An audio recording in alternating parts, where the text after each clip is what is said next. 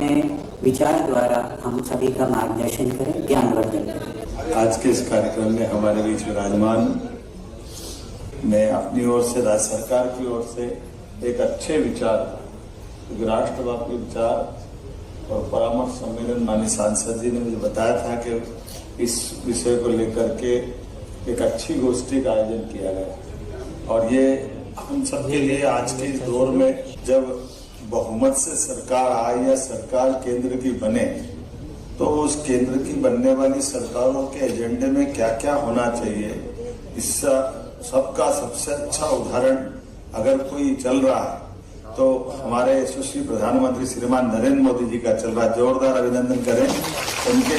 एक एक निर्णय के साथ, एक एक विषय को लेकर वो चल रहे हैं। यद्यपि आजादी के बाद हमारे अगर दल और दल की विचारधारा को लेकर के कोई दुनिया विश्लेषण करे तो हमारे वो सारे विषय दिखेंगे।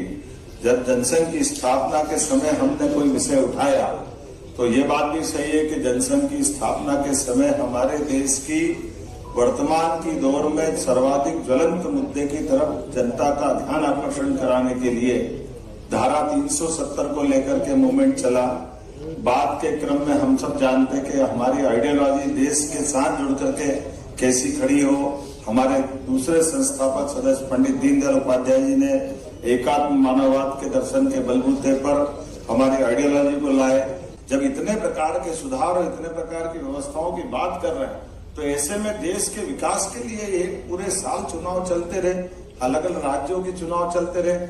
1969 के पहले कभी ऐसा नहीं हुआ था, सब चुनाव साथ ही होते थे। लेकिन एक तरफ इस संविधान की दुहाई देने वाले लोग, इन्होंने तो संविधान को धता बताकर धारा 356 और पता नहीं कितने प्रकार से अलग अलग अपने ढंग से संविधान के संशोधन भी किए।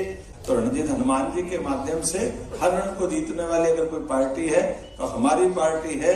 निश्चित रूप से हम इस रण में भी जीतेंगे।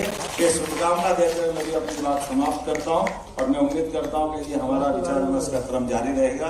पुनः धृष्टता के लिए क्षमा चाहते हुए सम्मानित बोगदे जी और यहाँ के आयोजकों से मैं क्षमा चाहता हूँ कि मैं जाने की इच्छा तो नहीं थी, थोड़ा सा आपसे आपका आशीर्वाद चाहते हुए विनम्रता से जाने की आज्ञा चाहता हूँ। बोले भारत माता की।